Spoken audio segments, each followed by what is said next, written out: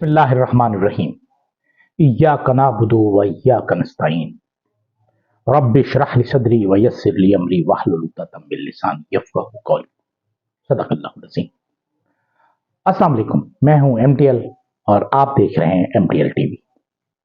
ये यूट्यूब का चैनल है जिसे आप देखते हैं और हम चाहते हैं कि इसे आप लाइक करें, सब्सक्राइब करें और शेयर करें ताकि हमारी आवाज़ ज़्यादा से ज़्यादा लोगों तक पहुंच सके। आज एक अजीब मंजर देखने को मिला कि पाकिस्तान के सबसे बड़े वजीर आला, सबसे बड़े सूबे की वजीर आला मरियम नवाज साहबा पुलिस ट्रेनिंग कॉलेज में गई। उसकी पासिंग आउट परेड थी और उन्होंने आज पुलिस की वर्दी पहनी हुई थी। अजीब उनका ढंग था। उनकी कैप तो आईजी डीआईजी वाली थी, वर्दी उनकी कांस्टेबल की थी और शूज जो थे वो फौजी थे। मतलब 3 in 1 थी। सबसे अहम बात इसमें यह है कि क्या कोई सिविलियन इसी तरह पुलिस या फौज की वर्दी पहनकर किसी अपने सियासी फंक्शन, एक लिहाज से ये सियासी फंक्शन ही था, उसमें जा सकता है, उसमें मफाद हासिल कर सकता है, उसमें खुद को प्रोजेक्ट कर सकता है? तो ये कानूनन जुर्म है। और हमारे सबसे बड़े सूबे की वजीर आला मरियम सफदर साहबा को ये भी पता नहीं, ना उन्हें बताने वालों ने बताया। शायद उन्होंने जिद की हो, क्योंकि हमने जो अपनी पूरी जिंदगी में देखा है, इससे कबल हमने सिर्फ एक खातून को इस तरह वर्दी पहनते हुए देखा है और वो थी जनरल ज़ियाउल हक की बेटी जैन, गालिबन उसका नाम जैन ही था, जो मेंटली रिटार्डेड थी। तो मेंटली रिटार्डेड ही ऐसी हरकतें क्या करते हैं? कानूनन जुर्म। अब अल्लाह बेहतर जानता है कि अब इसको कैसे देखा जाएगा। उसूलन तो ये एक पुलिस केस है और इसकी एफआईआर होनी चाहिए, तहकीकात होनी चाहिए कि क्या उन्होंने किसी मजाज अथॉरिटी से इसकी इजाजत ली थी कि वो वर्दी पहनकर उसका इस्तेमाल कर सकते हैं, शो कर सकें। अब हम लापता अफराद का जो मसला है बलूचिस्तान, केपीके और सिंध के बाद पंजाब में भी पेनिट्रेट कर रहा है। और ये लापता अफराद जो हैं वो कभी घरों से गायब होते हैं, कभी थानों से गायब होते हैं, तो कभी जेलों से गायब हो जाते हैं। जैसा कि पाकिस्तान तहरीक इंसाफ के रहनुमा हसन नियाजी जो एक वकील हैं, वो गायब हो गए। उनके साथ इबाद फारूक साहब भी गायब हो गए। हम बारहा इस बात का जिक्र करते चले आ रहे हैं, बार बार कहते हैं अपने उन इदारों से जो साहिब इख्तियार हैं कि खुदा के लिए वो काम ना करें जिससे आपकी इज्जत में कमी आए। कमी बहुत आ गई है, मजीद गुंजाइश नहीं है, लेकिन फिर भी आप अपनी इज्जत के तहफ़्फ़ुज़ का ख्याल करें। आपको अपनी इज्जत की बहाली के लिए अगर 2 कदम पीछे भी हटना पड़े तो हट जाएं। इस मुल्क को तरक्की की तरफ ले जाने के लिए हमारे लोगों के दरमियान एतमाद की फजा बहाल होना जरूरी है और ये हमारे फौजी इदारे कर सकते हैं। जनरल आसिम मुनीर साहब कर सकते हैं। जनरल साहब, कोई बात नहीं, आप बड़े बन जाएंगे, बहुत बड़े बन जाएंगे, आप तारीख में अपना नाम लिखवा लेंगे अगर आप इस मसले को अपनी वर्दी के दौरान ही हल करने में कामयाब हो जाते।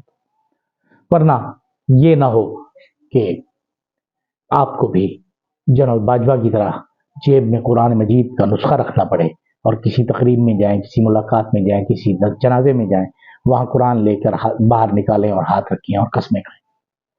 और हुजूर सल्लल्लाहु अलैहि वसल्लम की हदीस के मुताबिक कसमें खाने वाला झूठा होता है। भारत, ये आपकी मर्जी है, आप इस मुल्क को कुछ भी कर लें तरक्की याफ्ता बनाने के लिए। आप अगर चाहते हैं कि ये मुल्क तरक्की करे तो आपको अब गुफ्तगू करनी पड़ेगी, बातचीत करनी पड़ेगी, अपनी अनाओं के खोल से बाहर है। اپنی خو جو ہے نا چھوڑے. یہ خو انسان کو فرعونیت کی طرف لے جاتی ہے اور غرور تکبر جو ہے وہ صرف اور صرف اللہ ہی کو شیوا دیتا ہے، انسان کو نہیں. اب اسی طرح یہی بات کل جناب عارف حبیب نے کی وزیر اعظم سے. وزیر اعظم کی تو ہوائیاں اڑ گئی تھیں اس وقت یہ سن کر، اور پتہ نہیں رات میں انہیں نیند آئی بھی تھی یا نہیں آئی تھی. لیکن بہرحال ایک مشورہ تھا جس کی بعد میں لوگوں کی طرف سے پذیرائی بھی ہوئی اور ستائش بھی ہوئی کہ کم از کم کسی نے یہ بات کہی تو صحیح کہ اس ملک میں افہام و تفہیم کی ضرورت ہے. کل وزیر اعظم صاحب فرما رہے تھے کہ آپ 5 سال میں اپنی برآمدات کو 2 گنا کر دیں. 2 گنا کیسے ہوں گی وزیر اعظم صاحب؟ ملک میں سیاسی استحکام نہیں ہے، ملک میں بجلی نہیں ہے، ملک میں گیس نہیں ہے. انڈسٹریلسٹ کہاں سے لائے گا؟ کمپیٹ کیسے کرے گا؟ بنگلہ دیش سے، بھارت سے کس طرح مقابلہ کرے گا ریٹس میں؟ جب وہ ایکسپورٹ کرنے کے لیے جائے گا تو اسے ریٹس ملیں گے. بنگلہ دیش میں ڈالر ہمارے مقابلے میں آدھا ہے، بھارت میں تو 1/3 ہے. تو آپ کس طرح کمپیٹ کریں گے؟ اس کے لیے حالات بہتر بنانے ہیں، اور وہ حکومت اور فوج کی اور طاقتور لوگوں کے اختیار میں ہے. جب تک یہ سب نہیں ہوگا یہ خواب خیال ہے، یہ خواب ایک خیال ہے.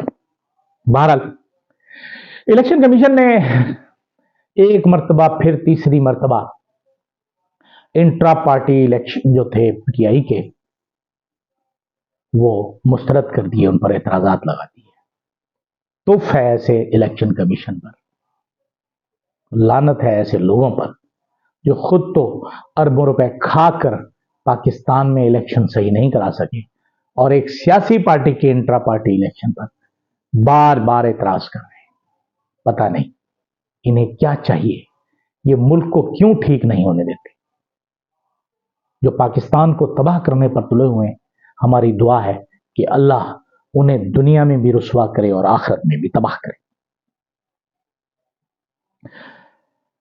اب سیاسی کشیدگی کے لیے آج ایک اور اہم بات ہوئی کہ جماعت اسلامی کے امیر حافظ نعیم الرحمان نے لاہور میں اپنے خطاب میں یہ پیشکش کی کہ ہم اس مفاہمت کی فضا کو بہتر بنانے کے لیے اور کشیدگی کو کم کرنے کے لیے جماعت اسلامی اپنا کردار ادا کر سکتی ہے.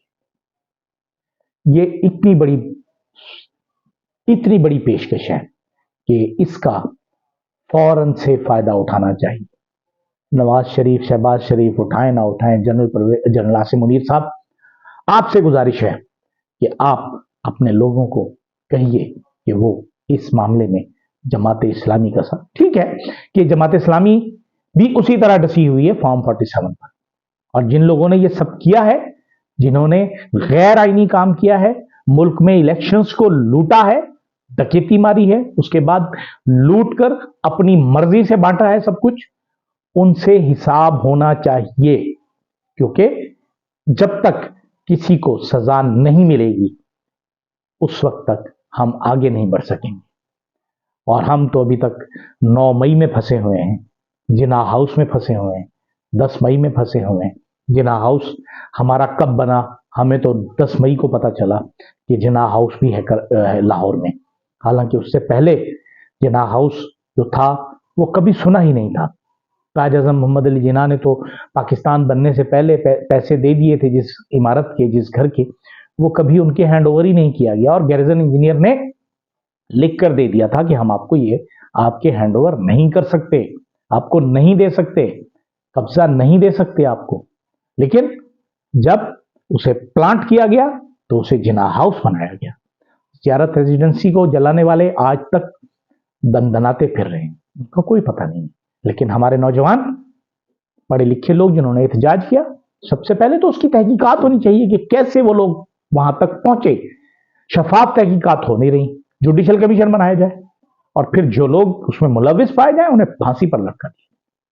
لیکن اس طرح نہ کریں، لوگوں کے مستقبل سے نہ کھیلیں، لوگوں میں اپنی نفرتیں نہ بڑھائیں. کیونکہ اگر یہ نفرت بڑھی تو پتہ نہیں اس کے بعد کیا ہوگا. اجازت دیجیے. اللہ حافظ.